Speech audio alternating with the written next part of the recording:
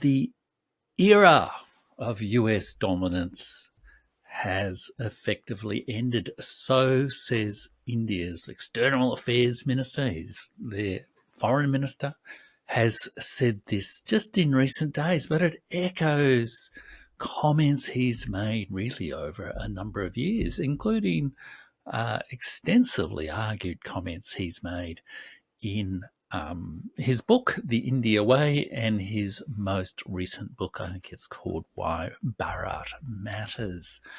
And we're going to talk about those comments and what they mean. Because in a way, Jaishankar there is reflecting a view that American primacy is no longer the thing that every country around the world, every culture in the world looks up to or is afraid of. The world is responding in different ways to the role of America in the world, and that is changing geopolitics. It's changing world history, but even more so, it's changing the everyday culture that we all live in, that we all try to express, including here on YouTube. It's no longer just an American century. It is the world century, the 21st century and 21st century. And Dr. S. Jaishankar is really reflecting those comments. And in many ways, these remarks by Dr. S. Jaishankar, I think, are the kind of thing that I'll be covering in this course, because I think a lot of the inherited ideas that we've come to use in, geopolitics, political analysis, world history analysis, a lot of those ideas have become, I guess, a little bit outdated.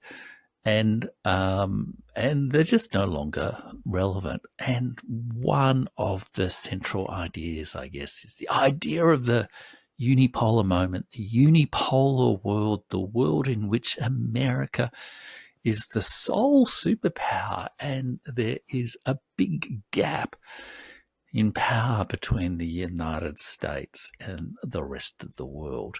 And that is what I'll be commenting on today. And that is what Dr. S. Jaishankar was commenting on. Now, I say Dr. S. Jaishankar because I always struggle to remember his first name, and my apologies to Dr. Jaishankar for that. But it's Dr. Subramaniam Jaishankar, and he's a very distinguished Indian diplomat. He was, the head of the Indian Foreign Affairs Department, and I believe his father might have been too, or at least his father was a head of department. His brother might have been the head of, so he's kind of from a very successful family, I guess, or a family that is used to thinking about world strategy and all that kind of thing. And he, for the last 5 years or so, has been India's foreign minister. And what a time to be India's foreign minister.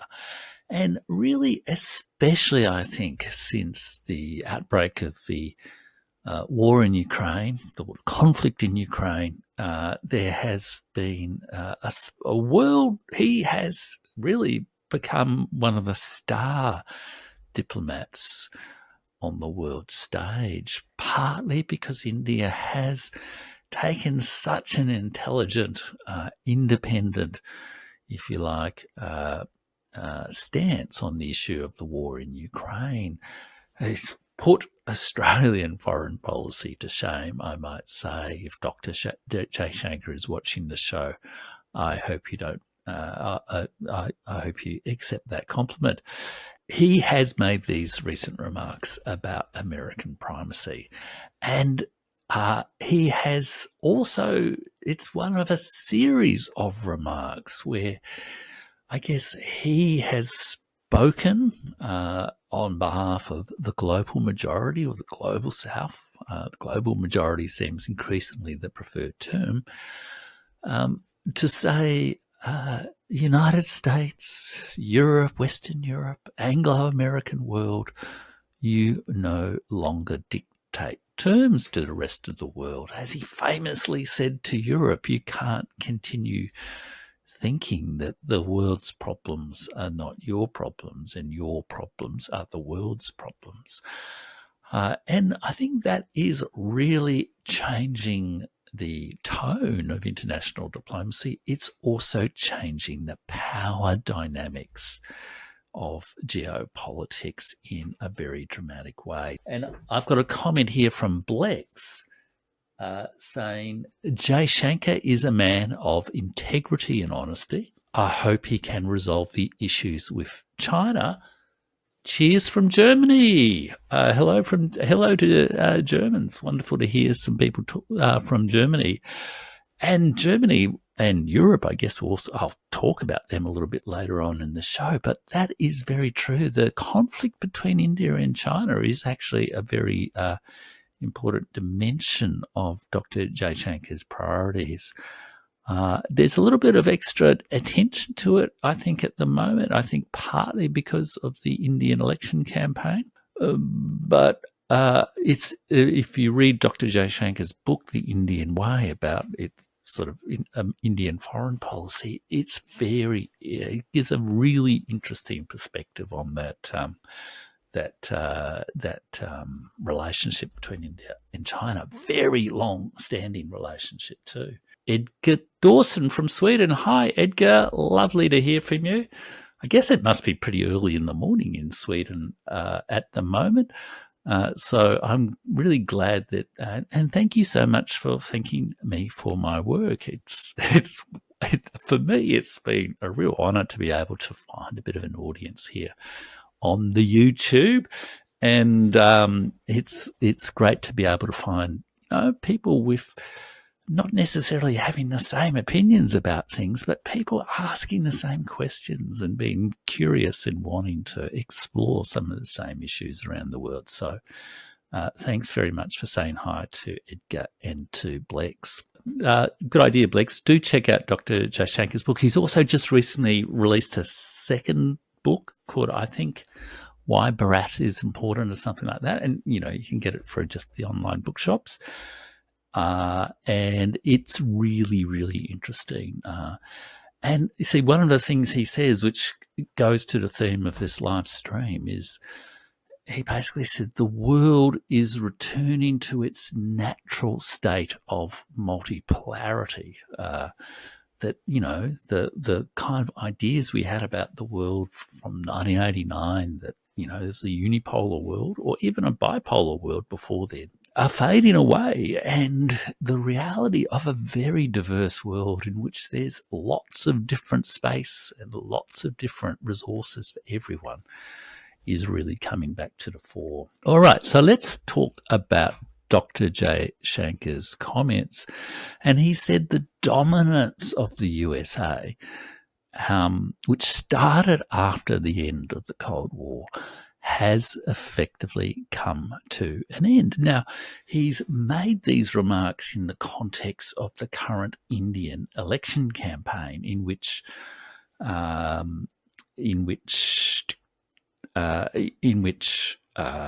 Indian foreign policy is actually quite important, because it's one of the notable features of the Modi government over the last 10 years or so is that India has, for the first time in a very long time, been ruled by a majority government rather than by a coalition government. And that's enabled a stronger, more assertive foreign policy. And that stronger and more assertive foreign policy, originally under Modi's direction, but really over the last 5 years or so, very much politically directed by Dr. S. Jaishankar, has been a very central plank of the both political but also cultural reassertion of India, that is Bharat, the preferred name really in India, and by Dr. S. Jaishankar for that state. name that is actually in the Indian constitution, which reads India, that is Bharat. It's been part of the, I guess, reassertion of India in the world. And within the context of the election campaign, there have been reported innuendos, suggestions, claims of influence operations from the United States, from Britain, from Canada, and from Western NGOs. In India, George Soros, a number of years, about 6 to 12 months ago, said he felt that India was not really a democracy, and Dr. S. Jaishankar famously sort of shut him down as, rich, old, opinionated white man who's not only he wouldn't really care about it if he was just rich, old, opinionated white man, but he's also dangerous because he's undermining the cohesion of India. There's been claims about Britain and its various documentaries reviving 20 or 30-year-old claims about Narendra Modi also engaging in influence operations. Same thing with the United States, some rather dodgy remarks at times from the US ambassador to India. And of course, there's been a huge fracas with India and its claims of, sort of overseas assassination attempts by India, and it's the counterclaims by India that Canada has sort of harboured Khalistani terrorists. So, but there is this general sense within many Western countries that, under the Hindu nationalism and that sort of thing, there's a concern that India is no longer liberal and democratic, that under Modi, it is a little bit too independent to be truly a part of the West. And this is also, to some degree, what Dr. S. Jaishankar is responding to in his remarks. He's saying, he's making what appears at some level to be a neutral, objective statement of the state of the world, that the dominance of the USA has effectively come to an end. But he's also making an assertion there that it's time for the USA to stop trying to play politics in Indian domestic politics. So very much Dr. Jaishankar's remarks are a bit of a rebuff, I guess, to this kind of effort, these kind of efforts amongst Western governments. You've even seen it here in Australia. Not so much explicitly so by the Foreign Minister and Prime Minister, but certainly there have been, like the former head of the Foreign Affairs Department in Australia, Peter Varghese, who himself is a man of sort of Indian Australian origin, he sort of made remarks that he felt more comfortable with the liberal secular traditions of India. And there's, a lot of sort of worry about whether India is backsliding into some sort of authoritarian regime. On the other hand, there's the American political sociologist Salvatore Barbones, who I think has broadly rebutted many of these claims about India backsliding into authoritarianism. And he's also totally, taken apart the various democracy indexes and things like that that are published by Western government-sponsored NGOs that claim that India is not really all that much of a democracy. Jaishankar's remarks are, I think, also to some degree a rebuttal of these kind of influence operations, and it may well be that what we will be seeing in a couple of weeks is the Indian electorate, or 1.4 billion people, with the elections, being conducted over approximately a 2-month period, and with results being declared on, I think it's the 4th of June, these election results may well really make that rebuttal of the idea that India is not a democracy very loud and clear. All the predictions seem to be that the Modi government will be re-elected with a strong majority, and India will go its own way. India, the mother of democracy, as Narendra Modi and many Indian intellectuals know it as. Now, although there is that, I guess, political diplomatic edge to Dr. Jaishankar's remarks, I think they are also very much on the money and putting his finger on probably the central issue of geopolitics, of world history, if you like, of our time. And that central issue is that American primacy is collapsing. It's collapsing, and that presents issues for the rest of the world, because I guess, the rest of the world has looked at how America behaves and looked at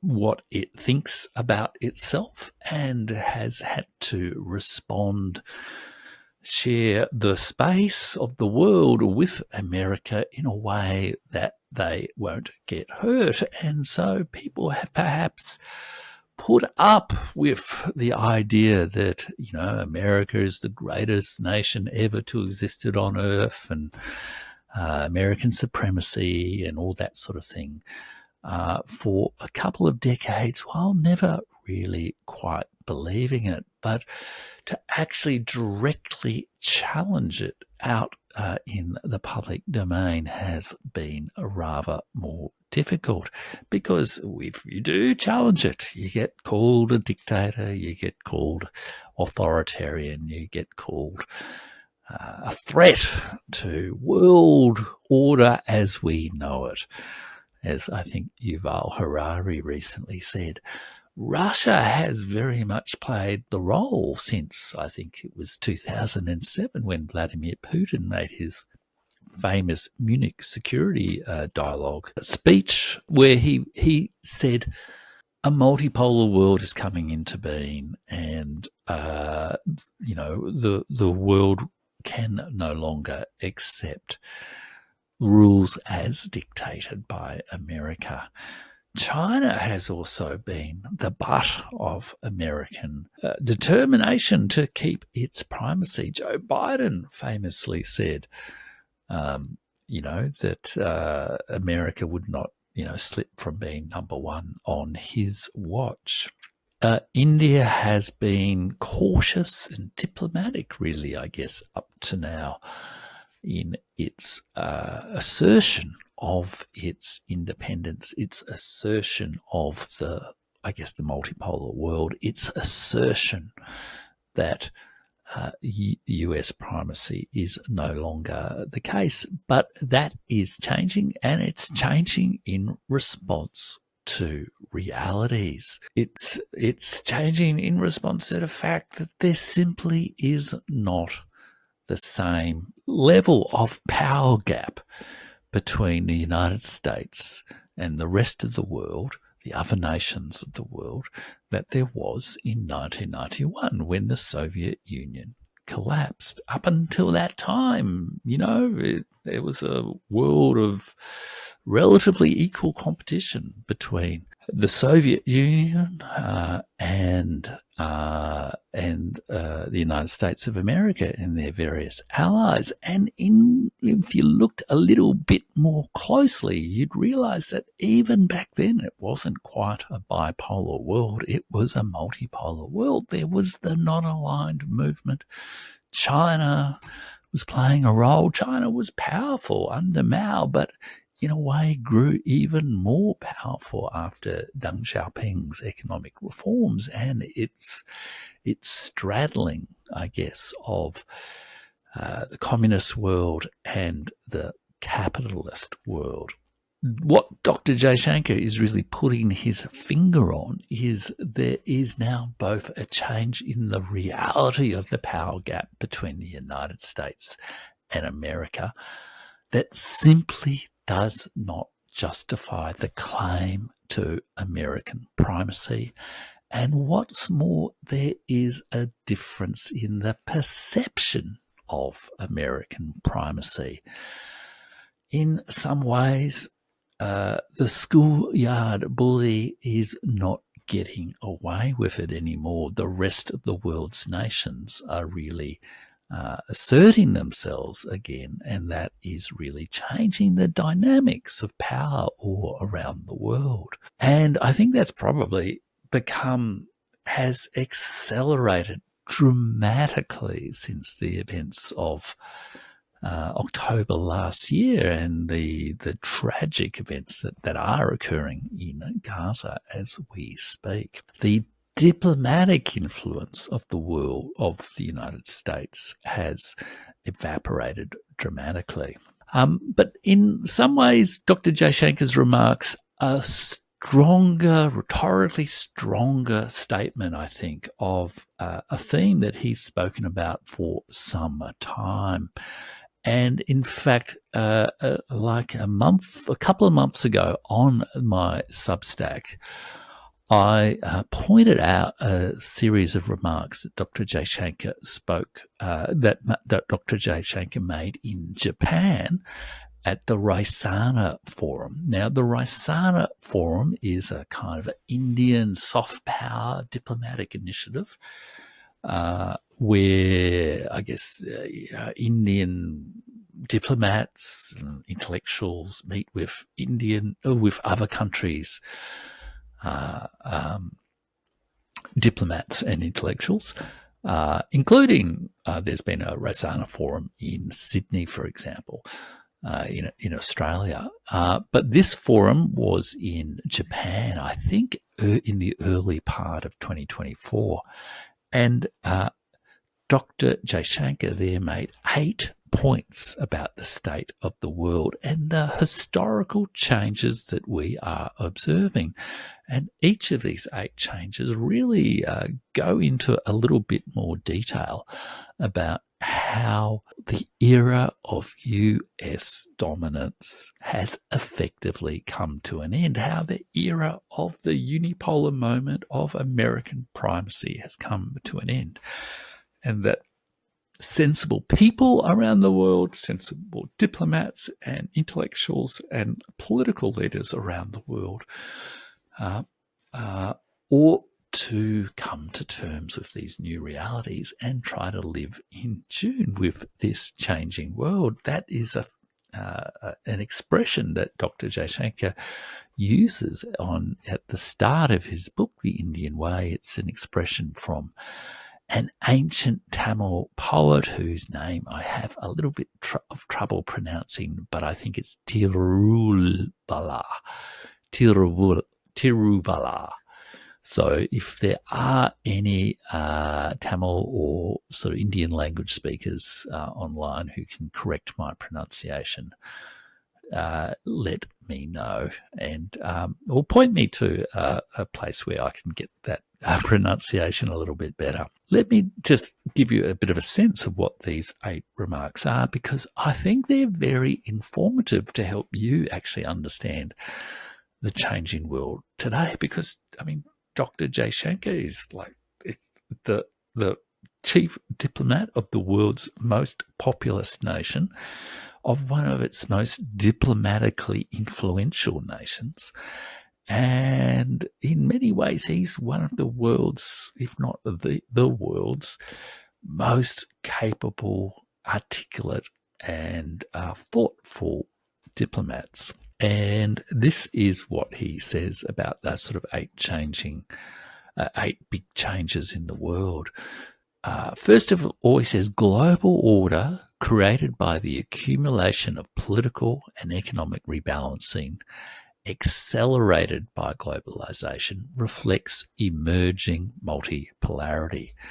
And he says on measures of GDP, even more so GDP when measured by purchasing power parity terms, I would add, technology, influence, or demography, the top 30 or 20 or 30 nations today are not what they were 2 decades ago, even less than what they were 4 or 8 decades ago. We still, in many ways, live in the post-1945 world, the 5 nations of the UN Security Council. But that is a very different world to what we actually have today.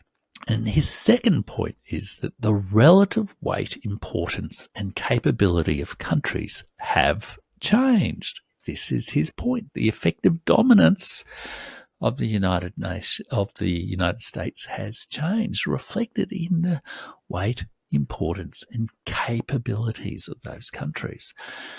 There's no league table of power. There's no real simple way of testing and assessing that sort of relative power and influence. There is just all these different processes and capabilities. The world order, he says, is becoming less predictable or even less disciplined, and rising disorder in common processes are driving multilateralism in which like-minded partners gather together for a particular purpose. The third point he makes is the geography of geopolitics has changed so that the world map is no longer neatly compartmentalized into theatres for the convenience of dominant powers, as in the post-1945 world. Now, someone should tell the United States with its sort of African command and its Indo-Pacific command and its CENTCOM and its Europe command. But the reality is that the world map is returning to its natural multipolarity, its natural diversity, its natural complexity. And this kind of block thinking that the United States has never really let go of since 1945 and the crusade against communism. This block thinking is simply outdated in our current world. And then his fourth point, which is that interdependence has increased, and with it competition for control of the process. I would call this new tides of globalization. I've written a few things on this on my Substack, which if you subscribe, you can go into that in a bit more detail. But we understand globalization commonly as, I guess, westernization. But really globalization is the long distance exchange of goods, ideas, of people around the world. And the way in which that is changing is it constantly changes. Increasingly today, the source of many of those long-distance exchanges is not the West. It is China. It is India. It is Russia. It is Africa. It's Latin America. It's Eastern Europe. It's all over the place. But what Dr. Jaishankar says here is tremendous economic and technology concentrations. Think Google, think, I guess, banking, think vaccines during the health crisis of a few years ago, which now have major strategic implications. These have led to the leveraging of trade, of investment, connectivity, resources, and even of mobility. In many cases, the nature of power itself has undergone a change. And of course, these are not just remarks directed against about the West. They're also, for Dr. Jaishankar, remarks oriented to China as well. There is a competition between India and China to some degree, which to some degree competition as for IT and manufacturing and that sort of thing. But also, if you like, what he's also referring to is the initiative has changed so that some of the old choke points of the world, including the choke points in the media and the big tech and big finance and all that sort of thing, those choke points are simply no longer viable. The currents of change have bypassed them, and the world is sort of moving on. The era of effective US dominance is over. His fifth point is that the global attitudes have shifted so that strategic autonomy is therefore sought by many more countries and regions.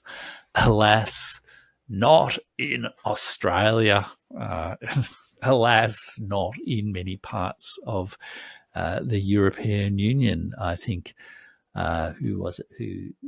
Sweden and Germany, Edgar and Blex, both in countries that perhaps have compromised their strategic autonomy a little bit in recent times. But I'm not putting any shade on you guys at all, because Australia is the loyalist of Captain Ahab's,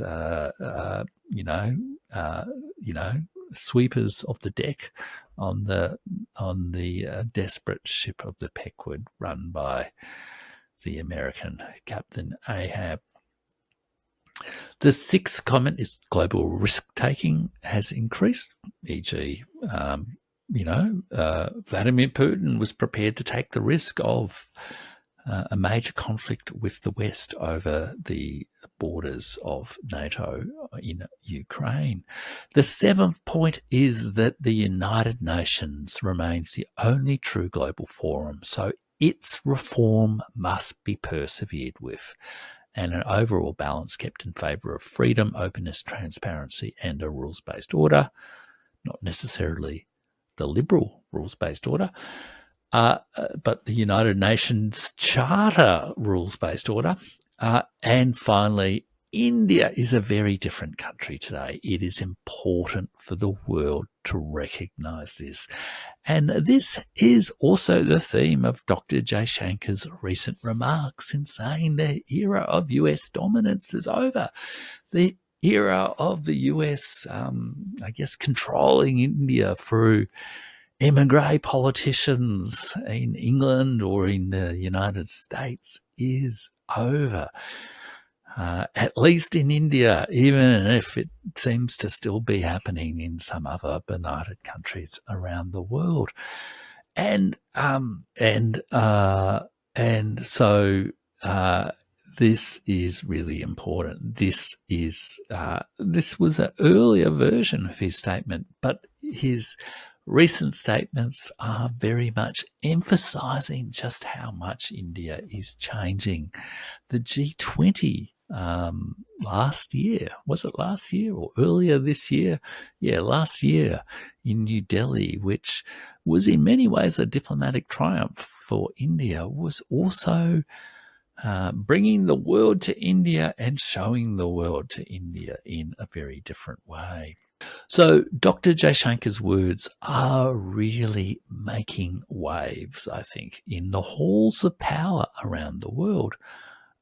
But it's not just an issue, I think, for political leaders or geostrategists or whatever they are, or people in think tanks, or people who just like to, talk about geopolitics on their YouTube channel like me. I think this is also something that is of significance culturally around the world, because although absolutely the collapse of American primacy is going to shape geopolitical news over the next decade, I think, potentially in not great ways, because America, think of Lindsey Graham's recent remarks about Hiroshima and Nagasaki, and Israel perhaps doing something similar to Gaza. Heaven forbid, but it will certainly have a big impact on great power politics, and the United States may not go gently into that good night. it may well be a bit of a wounded bull and lash out. And that does scare me rather a lot. But beyond that, the decline of American primacy and the shattering of the bravado of America, the shattering of the power that the bully has over the victim, the fact that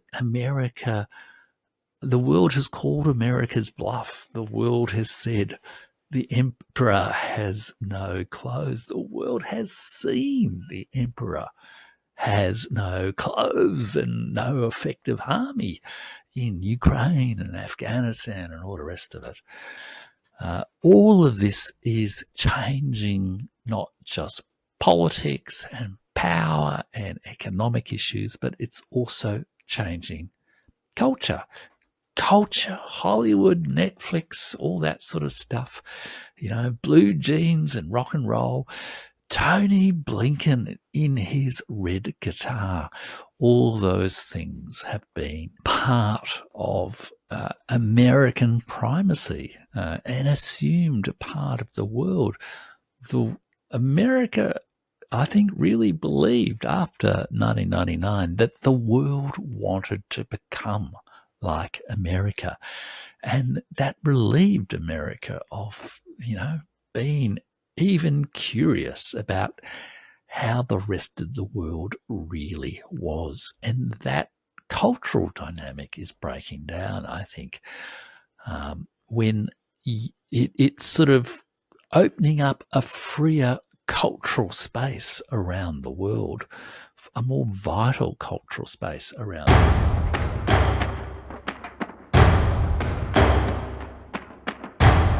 Okay, everyone, I think I'm back online. It might be on a slightly different stream.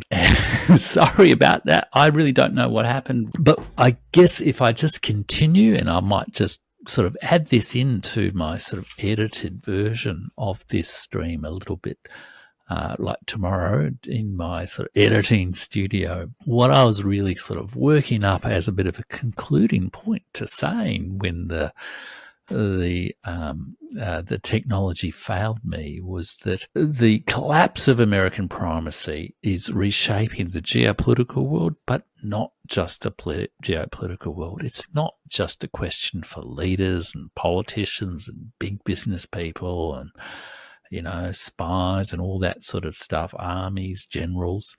It's also a question of our everyday culture, because with the collapse of, I guess, American Hollywood, Netflix, Western culture, both political culture, but other culture as well, as the reference standard for the world, which you would say, I think, has been the case over the last, 20, 30, 40, 50 years, then it creates a whole new space for the rest of the world. It creates an opportunity for all the peoples of the world to sort of leave behind some of the tired tropes of American global monoculture.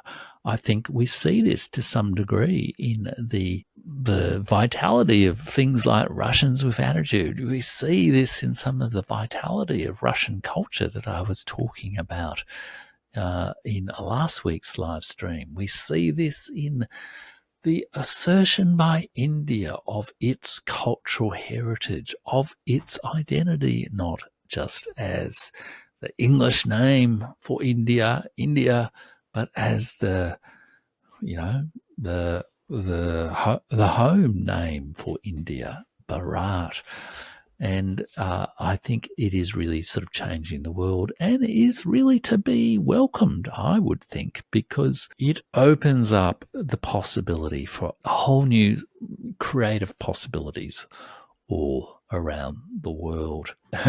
We may need to create an Australian user-generated content broadcasting system like YouTube.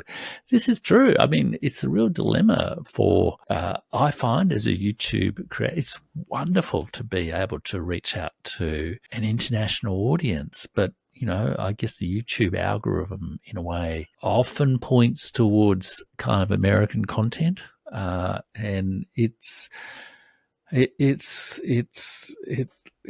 hard for Australian content to rise up within that. But in some ways, YouTube also enables, people from, like, we've had Germany, Sweden, Australia, all of us contacting each other around the world. People like the Duran are like a great channel that connects people from all around the world. So there are opportunities, I think, in YouTube. It's not totally monochrome, but there is this constant tension of wanting to kind of focus on, the big American market or what's going on in America. Yet another show about Donald Trump and Joe Biden. Like, for God's sake, give us a break.